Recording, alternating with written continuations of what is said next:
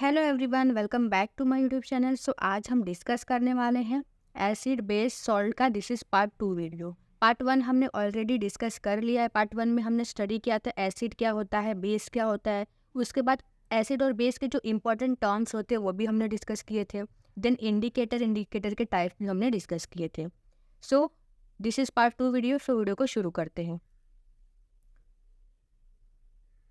सबसे पहले हम स्टडी करेंगे chemical properties of acid and base. Acid और बेस की केमिकल प्रॉपर्टीज। तो सबसे पहले एसिड बेस की रिएक्शन देखेंगे हम मेटल्स के साथ। तो जब एसिड मेटल के साथ रिएक्ट करता है तो प्रोडक्ट में फॉर्म होता है सॉल्ट एंड हाइड्रोजन गैस। हमने यहाँ पर एक रिएक्शन भी ली। यहाँ पर हमने एसिड लिया है HCl, that is hydrochloric acid, और मेटल हमने लिया है जिंक।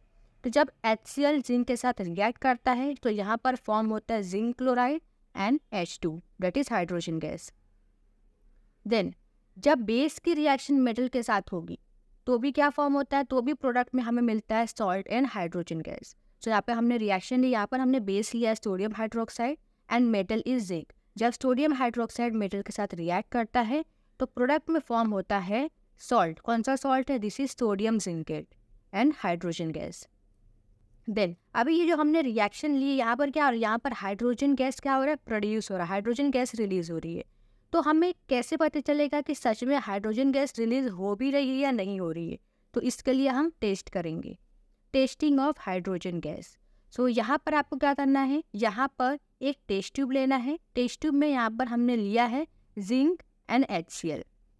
तो जब इस टेस्ट ट्यूब के माउथ के पास आपको एक क्या करना है, एक बर्निंग कैंडल या फिर माचिस की जलती हुई तीली लानी है।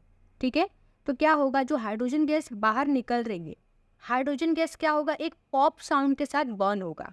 जब आपको एक पॉप साउंड आएगा, एक आवाज़ आएगी पॉप साउंड की, तो उसका मतलब क्या है, हाइड्रोजन गैस रिलीज हो रही है।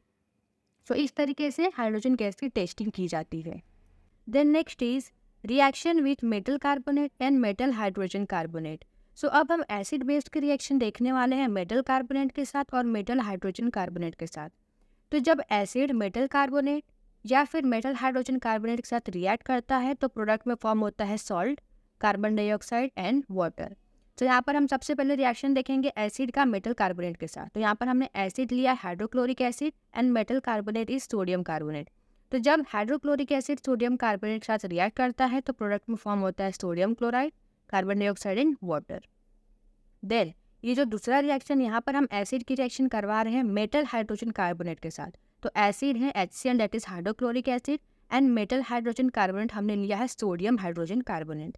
जब ये दोनों आपस में रिएक्ट करते हैं तो प्रोडक्ट में बनता है sodium chloride, carbon dioxide and water. Then acid की रिएक्शन हमने देख ली, मेटल कार्बोनेट और मेटल हाइड्रोजन कार्बोनेट के साथ हमें प्रोडक्ट में salt, carbon dioxide and water मिलता है।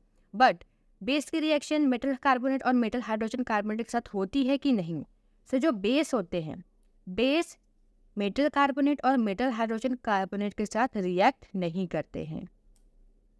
अभी यहाँ पर देखिए, यहाँ पर हमने जो ये रिएक्शन ली थी, जब एसिड मेटल कार्बोनेट और मेटल हाइड्रोजन कार्बोनेट के साथ रिएक्ट कर रहा है, तो यहाँ पर आपने क्या देखा, यहाँ पर कार्बन डाइऑक्साइड गैस प्रोड्यूस हो रहा है। तो हम कैसे चेक करेंगे क्या सच में कार्बन डाइऑक्साइड गैस रिलीज हो भी रहा है कि नहीं हो रहा है? तो इसके लिए हम करते हैं testing of CO2 gas. So CO2 can be tested by passing it through lime water. CO2 को लाइम वाटर के थ्रू पास करके चेक किया जाता है। यहाँ पर हमने लिया है calcium hydroxide, this is lime water. Calcium hydroxide को हम लाइम वाटर बोलते हैं। जब लाइम वाटर में CO2 को हम पास करते हैं तो यहाँ पर फॉर्म होता है कैल्शियम कार्बोनेट, जो कि वाइट कलर का प्रेसिपिटेट होता है, एक वाइट कलर का सोल्यूशन होता है, और साथ ही में हमें वाटर मिलता है। तो ये जो लाइम वाटर होता है ये कलरलेस होता है। जब इसमें हम CO2 को पास करते हैं तो हमें मिलता है एक वाइट कलर का सोल्यूशन, एक मिल्की सोल्यूशन मिलता है हमें। तो जब कलरलेस कन्वर्ट हो जाता है मिल्की सोल्यूशन में, तो इसका मतलब क्या है कि CO2 गैस रिलीज हो रही है। अभी यहाँ पर जब इसमें हम एक्सेस में CO2 को पास करते हैं, यहाँ पर हमने ले लिया है कैल्शियम कार्बोनेट एंड वाटर। जब इसमें आप CO2 को एक्सेस में, मतलब CO2 को पास करते जा रहे हो ज़्यादा क्वांटिटी में, तो क्या होता है कि जो वाइट प्रेसिपिटेट हमें मिला था, जो मिल्की सोल्यूशन था, वो फिर से क्या हो जाता है, कलरलेस हो जाता है। यहाँ पर हमें मिलता है कैल्शियम बाइकार्बोनेट, जो कि कलरलेस होता है। Then next is reaction of acid and base with each other. अब हम एसिड बेस के रिएक्शन देखेंगे एक दूसरे के साथ। सो जब एसिड बेस के साथ रिएक्ट करता है तो प्रोडक्ट में मिलता है सॉल्ट एंड वाटर। यहाँ पर हमने रिएक्शन ली, एसिड हमने लिया है हाइड्रोक्लोरिक एसिड एंड बेस हमने लिया है सोडियम हाइड्रोक्साइड। जब HCl NaOH के साथ रिएक्ट करता है तो यहाँ पर फॉर्म होता है सोडियम क्लोराइड एंड वाटर। अभी यहाँ पर ये जो रिएक्शन है इसे हम बोलते हैं न्यूट्रलाइजेशन रिएक्शन। एग्जाम में आपको ये पूछ सकता है डिफाइन न्यूट्रलाइजेशन रिएक्शन। सो आपको लिखना है when acid and base react with each other they form salt and water. This reaction is known as neutralization reaction. Then next is reaction of metallic oxide with acid. Acid की reaction देखेंगे metallic oxide के साथ, और यहाँ पर आपको पता होगा कि जो metallic oxide होते हैं वो बेसिक नेचर के होते हैं। तो जब एसिड बेस के साथ रिएक्ट करेगा तो क्या फॉर्म होता है, हमने पिछला रिएक्शन स्टडी किया था, सॉल्ट एंड वाटर फॉर्म होता है। सो वही रिएक्शन है यहाँ पर, देखिए acid will react with metallic oxide gives salt and water. So यहाँ पर हमने एसिड लिया है hydrochloric acid, metallic oxide is calcium oxide. जब ये दोनों आपस में रिएक्ट करते हैं तो यहाँ पर फॉर्म होता है calcium chloride and water. Then next is reaction of non metallic oxide with bases. अब हम बेस की रिएक्शन देखेंगे नॉन मेटेलिक ऑक्साइड के साथ, और ये जो नॉन मेटेलिक ऑक्साइड्स होते हैं वो एसिडिक नेचर के होते हैं। The basis mostly react with non metallic oxides only. जो बेसिस होते हैं वो मोस्टली किसके साथ रिएक्ट करते हैं, नॉन मेटेलिक ऑक्साइड के साथ रिएक्ट करते हैं। सो यहाँ पर बेस जब नॉन मेटेलिक ऑक्साइड के साथ रिएक्ट करता है तो क्या फॉर्म होगा, salt and water, because non metallic oxide acidic nature के होते हैं। जब एसिड बेस रिएक्ट करते हैं तो salt and water he form होता है। रिएक्शन भी देख लीजिए, बेस हमने लिया है calcium hydroxide and non metallic oxide is CO2 that is carbon dioxide. जब ये दोनों आपस में रिएक्ट करते हैं तो यहाँ पर फॉर्म होता है salt that is calcium carbonate and water. The next is what do all acid and bases has in common? Acid और bases में common क्या होता है? So acid की बात करेंगे, all acids have H positive ions. जितने भी acids होते हैं सब में H positive ions होते हैं, लेकिन जो H positive ions की quantity होती है वो अलग एसिड में अलग होती है। अलग अलग एसिड में H positive ions की quantity अलग होती है। Then जो थर्ड पॉइंट है, जो H पॉजिटिव आयंस होते हैं यही रिस्पॉन्सिबल होते हैं एसिड्स में एसिडिक प्रॉपर्टीज के लिए।